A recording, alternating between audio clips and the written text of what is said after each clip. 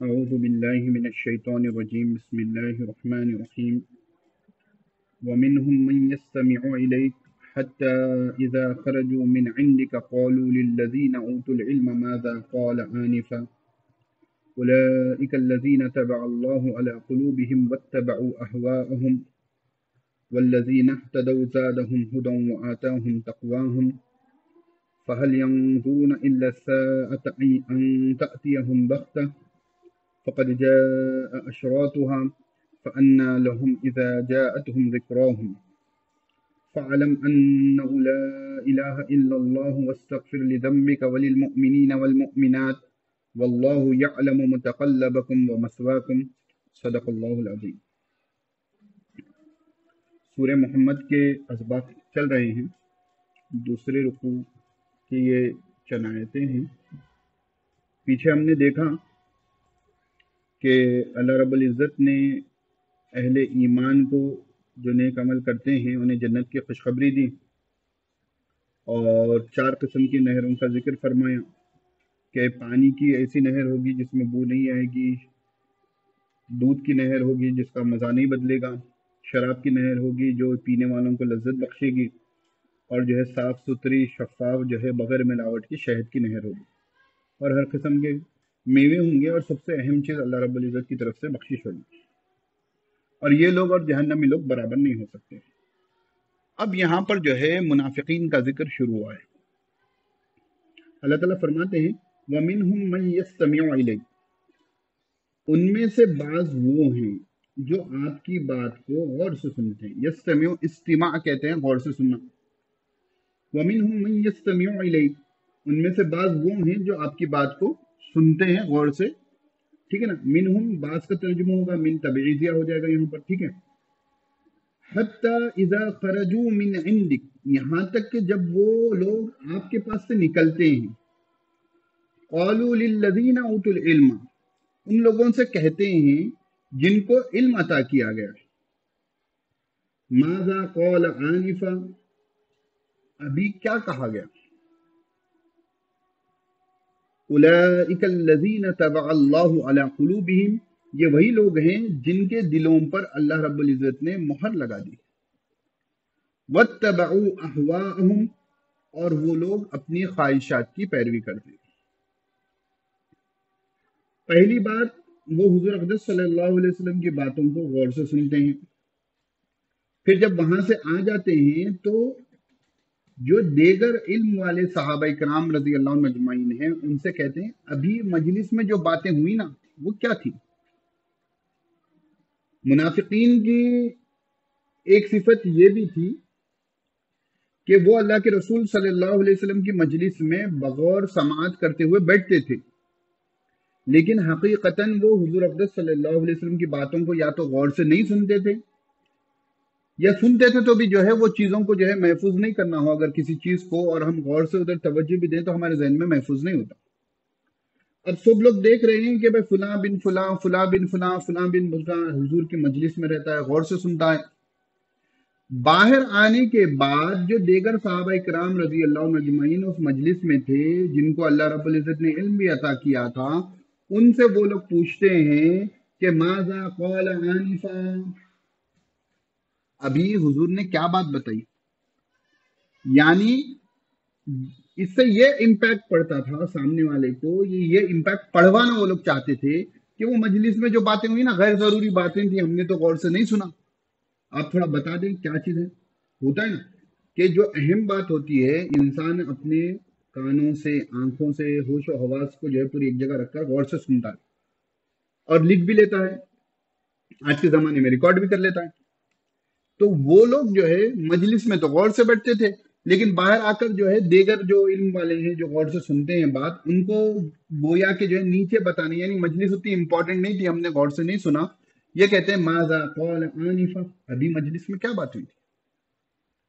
تو کیونکہ حضور اقدس صلی اللہ علیہ وسلم کے اقوال کو یہ ہلکا لے رہے تھے، اور صفت ان کی تھی منافقین کی، تو اللہ رب العزت نے فرمایا کہ اولئک الذین طبع اللہ علی قلوبہم، تو ایسے جو ملیں گے نا ان کے بارے میں جان لو کہ اللہ رب العزت نے ان کے دلوں پر کیا کر دیا ہے، مہر لگا دی، اور وہ لوگ اپنی خواہشات کی پیروی کرتے ہیں۔ اسی لیے ایک چیز کوشش یہ بھی کرنی چاہیے کہ جہاں حدیث کی بات ہو ہم اس کو غور سے سنیں، ٹھیک ہے نا۔ اس کے بعد اللہ رب العزت فرماتے ہیں والذین اہتدوا زادہم ھدی، اور جن لوگوں نے ہدایت لی ہم ان کی ہدایت میں اضافہ فرماتے ہیں۔ والذین اہتدوا، اور جنہوں نے رائے راست پائی، زادہم ھدی، ہم ان کی ہدایت میں اضافہ فرماتے ہیں، وآتاہم تقواہم، اور انہیں ہم تقوی یعنی پرہیزگاری عطا کرتے ہیں۔ منافقین کے دل پہ تو مہر لگ گئی، لیکن جو سیدھے راستے پر ہیں، دیگر صحابہ، یعنی جو صحابہ ہیں جو حضور صلی اللہ علیہ وسلم کے چاہنے والے ہیں، حضور صلی اللہ علیہ وسلم پر ایمان لانے والے ہیں، ہم ان کے ایمان میں، ان کی ہدایت میں اور اضافہ کرتے ہیں، اور ان کے آتا ہم ان کو پرہیزگاری عطا کرتے ہیں۔ نہیں، اللہ رب العزت کی طرف سے تو ملتا ہے تقوی۔ یہاں تک بات کلیئر ہو گئی؟ اب منافقین کے بارے میں آپ کو تفصیلی طور پر جاننا ہو تو سورہ بقرہ کے دوسرے رکوع میں تفصیل ہے، سورۃ المنافقین بھی ہے، ویسے سورہ بقرہ کے دوسرے رکوع میں جو ہے ان کی صفات مل جائے گی، اور غزوہ تبوک کے وقت جو ہے منافقین نے کیا کرتوت کیے تھے وہ آپ کو سورۃ التوبہ میں مل جائیں گے، تفصیل سے مل جائیں گے، پورے تقریباً جو ہے سورۃ توبہ میں وہی باتیں چل رہی ہیں۔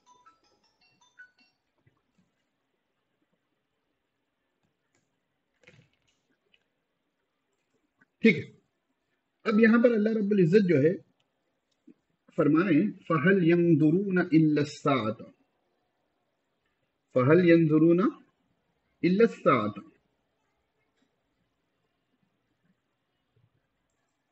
فَهَلْ يَنظُرُونَ إِلَّا السَّاعَةَ، وہ لوگ انتظار نہیں کرتے ہیں مگر گھڑی کا، گھڑی بولے تو قیامت۔ آپ اکثر دیکھنا اللہ سے پہلے حل آ جائے یا ان آ جائے تو حل اور ان جو ہے وہ نافیہ ہوگا۔ ان تأتیہم بغتۃ، بغتۃ تو بغتہ کہتے ہیں اچانک، کہ وہ ان کے پاس اچانک آ جائے۔ کون آ جائے؟ قیامت آ جائے۔ تو تأتیہ میں فاعل جو ہو رہا ہے ساتھ ہو رہی ہے، ٹھیک ہے نا، یعنی ہیا ضمیر ہو رہی ہے جو لوٹے گی ساتھ کی طرف، تو کہ قیامت اچانک ان کے پاس آ جائے۔ فقد جاء اشراطها، تو یقیناً اس کی نشانیاں آ چکی ہیں۔ قد جاء کو جو ہے اگر آپ ماضی قریب بھی لے لو گے تو تحقیق قیامت کی نشانیاں آ چکی ہیں، آئی ہیں یعنی آ چکی ہیں۔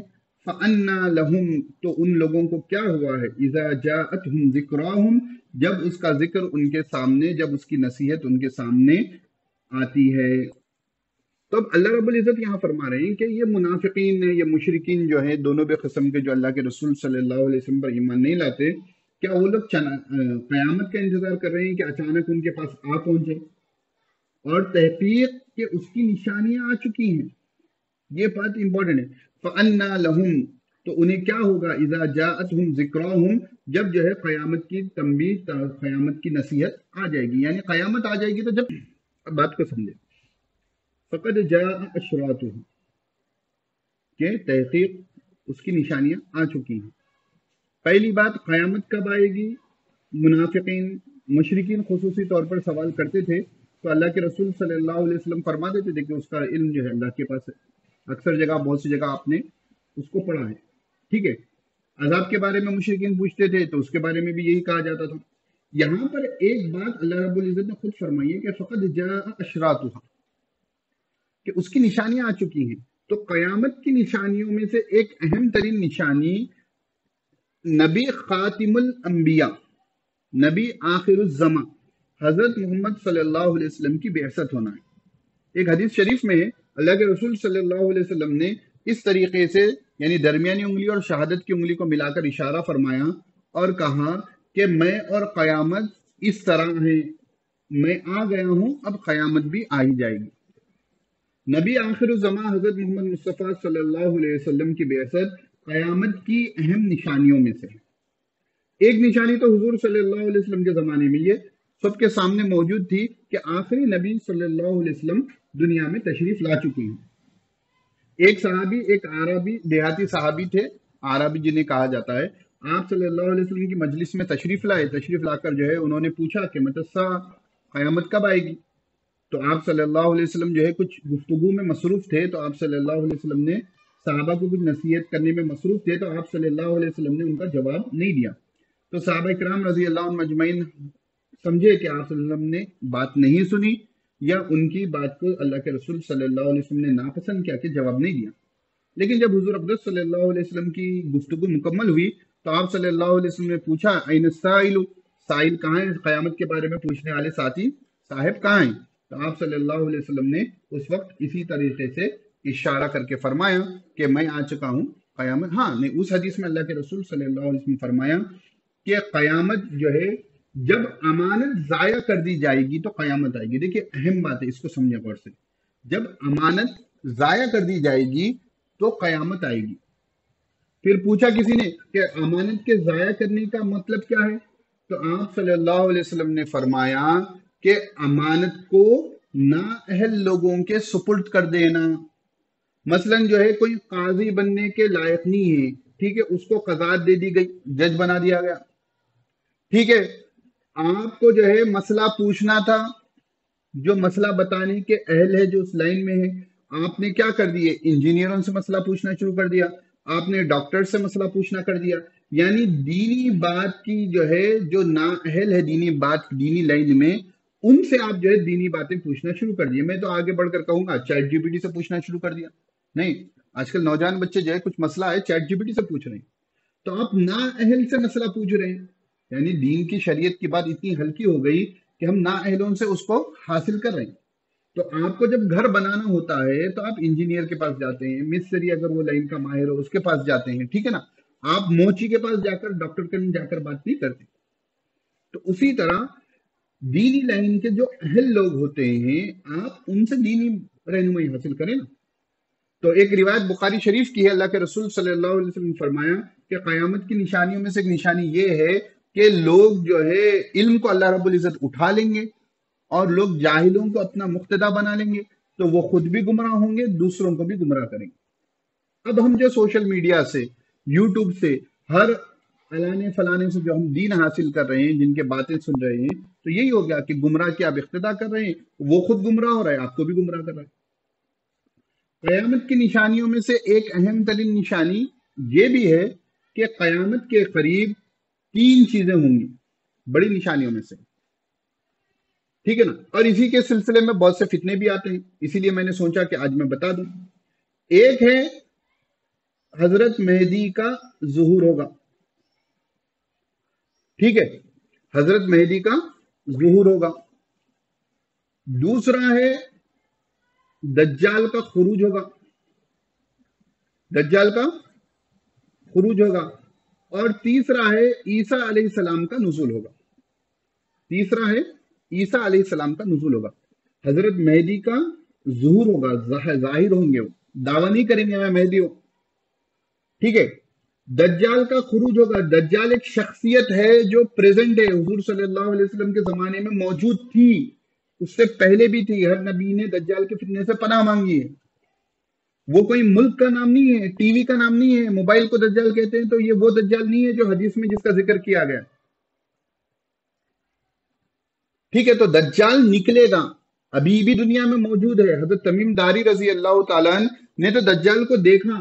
دجال کو دیکھنے کے بعد وہ مدینے آئے اور مدینے آ کر جو ہے انہوں نے اسلام قبول کیا. مسلم شریف کی طویل روایت ہے، ان کے پورا واقعہ ہے کہ وہ کہاں گئے تھے، کہاں ان کو دجال سے ملاقات ہوئی، اس نے کیا سوالات کیے. حضور نے، ہم اس لیے کہتے ہیں کہ وہ دجال تھا کیونکہ حضور صلی اللہ علیہ وسلم نے اس کی بات، ان کی بات پر اسٹیمپ لگا کہ ہاں یہ دجال ہے.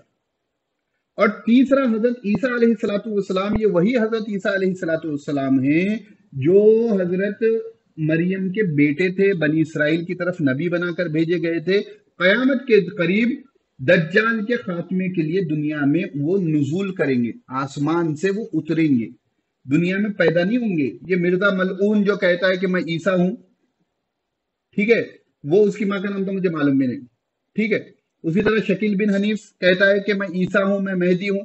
تو پہلی چیز تو مہدی الگ ہی وہ حضرت محمد صلی اللہ علیہ وسلم کے گھرانے سے ہوں گے، حضرت حسن رضی اللہ تعالیٰ عنہ کی اولاد میں سے ہوں گے. حضرت مہدی کا نام مہدی نہیں ہوگا، ان کا نام محمد بن عبداللہ ہوگا، ٹھیک ہے. وہ حسنی نسب سے ہوں گے. عرب کے لوگ اپنے نسب نامے کو محفوظ رکھتے ہیں، ٹھیک ہے نا، ان کے قبیلے، ان کا نسب پورا محفوظ ہوتا ہے. تو حضرت مہدی مدینے میں پیدا ہوں گے، مکے میں ان کا ظہور ہوگا. اب یہ ہمارے حیدرآباد میں بھی مہدوی فرقہ ہے، परसों 2 हफ्ते पहले उनके 600 साल जश्न चल रहा था। उनका तो नाम भी भूल गया मैं, जो 600 साल पहले उन्होंने पैदा हुए थे, मोहम्मद जौनपुरी। ठीक है, तो ये लोग भी जो है मुसलमान नहीं होते, महदवी। ये लोग पठान है, अक्सर पठान होते हैं। तो ये लोग कहते हैं कि वो जौनपुर के जो मोहम्मद कुछ नाम था उनका, जौनपुरी, यूसुफ नाम था, कुछ नाम था, वो मेहदी है। तो मेहदी वो बेचारे जो है, हजरत मेहदी के आने के बाद क्या होंगे, जंगे ही होंगी मुसलमानों की, जो है हर जगह जो है इस्लाम का बोलबाला हो जाएगा। हजरत ईसा अलैहिस्सलाम का नुज़ूल होगा, हजरत ईसा अलैहिस्सलाम दज्जाल को कत्ल करेंगे, हजरत मेहदी का इंतकाल होगा, उसके बाद हजरत ईसा अलैहिस्सलाम तकरीबन जो है, जहां तक मुझे याद पड़ता है, 40 साल हुकूमत करेंगे। हर जगह अमन अमान होगा। नहीं, वो आके 600 साल हो गए, ना कयामत आई, ना हजरत ईसा अलैहिस्सलाम आए, ना दज्जाल आया, लेकिन ये लोग मानते हैं।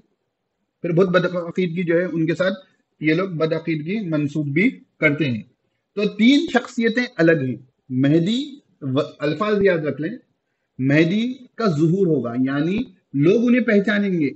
हदीस में जो उनकी निशानियां जिक्र की गई हैं, उनके बेसिस पर लोग उनको पहचानेंगे, लोग उनके हाथ पर बैठ करेंगे, उनका ज़ुहूर होगा। दज्जाल दुनिया में मौजूद है, एक पर्सनैलिटी है। आजकल जो है ना, अमेरिका और फ्रांस ना, तो बाज कमबख्त इस तरीके से बताते हैं, मैं, ठीक है, और ये दोनों को मिला लो तो क्या हो गया, अमेरिका फ्रांस क्या है, काफिर, यानी ये दज्जाल है। ये शकील बिन हनीफ जो है इसी तरीके से बताता था। ठीक है, अभी भी बता रहा होगा, मुझे नहीं पता। तो ये शकील बिन हनीफ जो है, ये भी काफिर है, इसके मानने वाले भी काफिर हैं। अब हमसे अच्छी दाढ़ी रखते हैं, हमसे अच्छा लिबास, सुन्नत लिबास पहनते हैं, लेकिन उनके पास ईमान नहीं होगा। हमारे पास तो अल्हम्दुलिल्लाह ईमान मौजूद है। तो वो कहता है कि जो है कि ये अमेरिका और फ्रांस जो है ये दज्जाल है। हालांकि दज्जाल एक पर्सनालिटी का नाम है, ठीक है ना। तो कोई मुल्क जो है दज्जाल नहीं होगा जिसका हदीस में जिक्र होगा, और ये निकलेगा, आएगा, पूरी दुनिया के चक्कर लगाएगा। तवील जो है अहादीस में जो है, अलामत क़यामत पर कोई किताब आप पढ़ना, अहादीस आपको तफसील से मिल जाएगी। फिर तीसरे जो है हजरत ईसा अलैहिस्सलाम का, वही 30-33 साल की उम्र में वो आसमान से उतरेंगे, किसी के पास फिर से पैदा नहीं होंगे। हजरत ईसा अलैहिस्सलाम आसमान से उतरेंगे, ये वही ईसा बिन मरियम है जो बनी इसराइल के नबी थे, अब हुजूर सल्लल्लाहु अलैहि वसल्लम की उम्मत में आएंगे। अब यहाँ परसों मुझसे किसी ने सवाल किया था कि क्या हजरत ईसा अलैहिस्सलाम फिर नबी होंगे या उम्मती होंगे। तो अगर नबी होंगे तो फिर हुजूर सल्लल्लाहु अलैहि वसल्लम खातिमुल अंबिया कैसे हो गए, खत्म नबूवत पर तो इनकार आएगा। तो उसका जवाब यह है कि हजरत ईसा अलैहिस्सलाम नबी के तौर पर हुजूर से पहले आ चुके हैं, और वही नबी अब हुजूर की उम्मत में आएंगे। तो इससे खातिमुल अंबिया हुजूर सल्लल्लाहु अलैहि वसल्लम पे होने पर कुछ असर नहीं पड़ेगा। हजरत ईसा अलैहि सलाम उतनी शरीयत नहीं फैलाएंगे, हजरत ईसा अलैहि सलाम हुजूर सल्लल्लाहु अलैहि वसल्लम की ही शरीयत को आगे बढ़ाएंगे।